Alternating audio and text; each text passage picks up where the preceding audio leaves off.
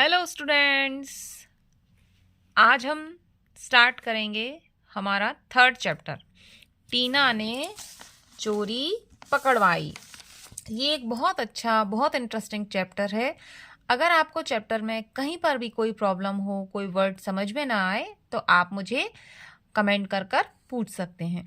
Start करते हैं हम चैप्टर। जैसे ही टीना ने आवाज़ सुनी, वह बस्ता जस का तस मतलब जैसे का तैसा छोड़कर बाहर की तरफ भागी। अम्मा चिल्लाई, अरे कहाँ भाग रही है, पढ़ाई तो पूरी कर ले। परंतु टीना को तो भागना ही था। दरी वाले की आवाज सुनकर पता नहीं क्या हो गया है इस टीना को। दरी वाले की आवाज आती है तो सब काम छोड़कर भाग जाती है। अम्मा मन ही मन बुदबुदाती हैं। उन्होंने टीना के बापू से शाम को इस बात की चर्चा की, परंतु बाबू जमुना लाल ने हंसकर कहा, तुम भी कहाँ की बातें ले बैठती हो, अरे बच्ची है। दरी वाले की आवाज सुनकर दरी देखने दौड़ जाती है। तो इसमें क्या बुराई है? मैं भी तो बचपन में ठेले वालों की आवाज सुनकर खाने की थाली छोड़कर भाग जाता था। अच्छा, तो ये बात उन्होंने कही। बात तो सच ही है। वह भी तो जब छोटी थी तो आसमान में हवाई जहाज की आवाज सुनकर बाथरूम में से आधी नहाई भाग दौड़ पड़ती थी। खैर, बात आई गई हो गई, मतलब बात पुरानी हो गई। दूसरे दिन मोहल्ले में फिर से हल्ला मचा कि रतनलाल जी के घर में चोरी हो गई है। पुलिस की गाड़ी हूटर बजाती हुई, मतलब जो हॉर्न बजाती हुई आई और चोरी वाले के घर के सामने भीड़ लग गई। रतनलाल जी एक दिन पहले ही नागपुर गए थे। कहाँ गए थे? नागपुर गए थे और सुबह ही वापस आए थे। घर का सारा सामान उन्होंने बिखरा पाया और अलमारी का ताला उनका टूट पड़ा था। मतलब कोई ना कोई तो घर में घुसा था।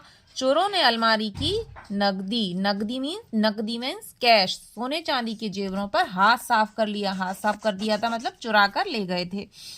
पुलिस अपनी कागजी खाना पूर्ति करके चली गई, कागजी कार्रवाई करके चली गई। मैं जानती थी आज कहीं ना कहीं चोरी होगी। टीना धीरे से बड़बड़ा रही थी, मतलब अंदर मनी मन में बोल रही थी। क्या कर रही है बिटिया? क्या बुदबुदा रही है? क्या बोल रही है? अम्मा नीलू ने प्रश्न किया तो वह बोली, कुछ नहीं अम्मा, बाद में बताऊंगी।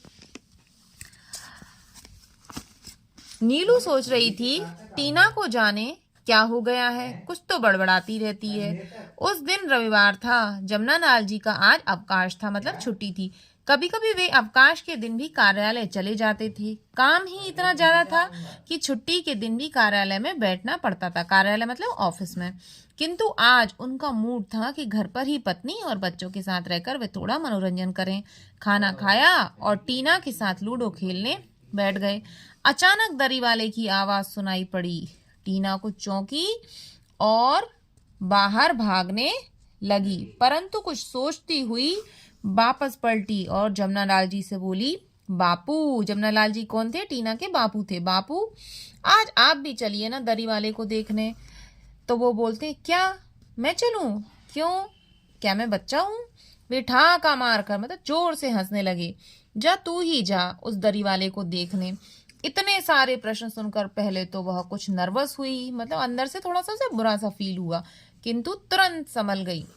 नहीं बापू, कुछ खास बात है, मैं आपको कुछ बताना चाहती हूँ। वह थोड़ा झिझकी, उसे अंदर से थोड़ा सा हेजिटेशन फील हुआ और उनका हाथ पकड़कर बाहर खींचने लगी। आखिर जमुना लाल जी थे तो एक बेटी के बाप। उठकर खड़े हो गए। कहाँ ले चलती है, चल। ये लड़की भी ऐसे कहते हुए उसके पीछे चल दिए। बाहर उन्हें वह दरी वाला दिखाई दिया। दूसरी गली की ओर वह मुड़ रहा था। टीना उन्हें घसीटकर दूसरी गली के किनारे तक ले गई। धीरे से बोली, बापू यह गली तो आगे से बंद है, देखना आज इसमें से ही किसी घर में चोरी जरूर होगी। क्या पागलों सी बातें करती है, उसके बापू कहते हैं।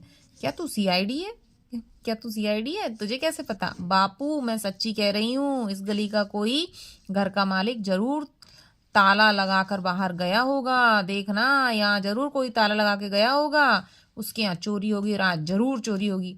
जमुना जी लाल जी को याद आया कि इस गली में रहने वाले उनके मित्र रतनलाल जी सुबह ही नागपुर एक विवाह समारोह में गए हैं। उन्होंने पूछा, तुमने यह कैसे अंदाजा लगाया कि आज यहाँ चोरी होगी। बापू, मैं 3 माह से इस दरी वाले को देख रही हूँ। जब भी यह आता है और जिस गली में जाता है वहां चोरी होती है। मगर तुम गारंटी से कैसे कह सकती हो? ऐसा उसके बापू ने पूछा। अंदाज गलत भी तो हो सकता है, किसी पर शक करना। वे वाक्य पूरा कर पाते इससे पहले ही टीना चहक उठी। चहक उठी मतलब खुश हो गई। बापू अपने घर के सामने पुलिस अंकल रहते हैं, तो उन्हें बताने में क्या हर्ज है, क्या बुराई है? टीना ने अपनी छोटी सी बुद्धि का गोला दागा, मतलब बात कही। शाम को जमनालाल जी ने अपने पड़ोसी पुलिस इंस्पेक्टर शुक्ल जी को टीना की बातों से अवगत कराया, मीन्स बताया। उन्होंने सादी वर्दी में, मतलब सिविल ड्रेस में, एक पुलिस वाले को उस गली के आसपास तैनात कर दिया।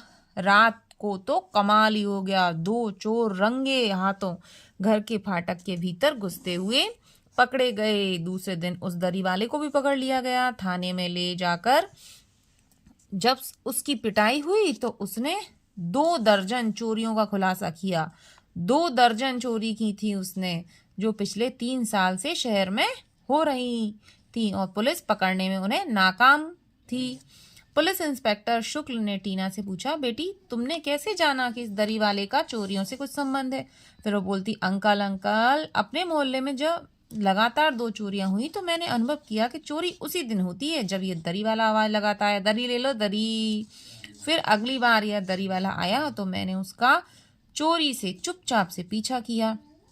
उसी दिन उस गली में चोरी हुई जिस गली में वह फेरा लगाने भीतर तक गया था। फिर तो यह निश्चित हो गया कि चोरी और दरी वाले के बीच कुछ तो कनेक्शन है, कुछ तो संबंध है, और मैं अपने बापू को साथ ले गई। टीना की सूझबूझ से चोरियों का भंडाफोड़ हुआ, मतलब उन लोगों का राज हट गया, पर्दाफाश हो गया। अब दरी वाला नहीं आता, आएगा कहाँ से? अब तो वह हवालात, मतलब जेल में बंद है। टीना की अम्मा को भी अब टीना के बाहर भागने की चिंता नहीं सताती। ये चैप्टर हुआ यहाँ पूरा, और इसके राइटर हैं प्रभु दयाल श्रीवास्तव। आपको अगर ये चैप्टर अच्छा लगा हो या इसमें कहीं कोई आपको प्रॉब्लम हो या कोई वर्ड समझ में नहीं आया हो तो प्लीज़ आप कमेंट करके बताइए, लाइक कीजिए, सब्सक्राइब कीजिए और शेयर कीजिए। फिर मिलते हैं हम इसकी बुक एक्सरसाइज के साथ। तब तक बाय बाय।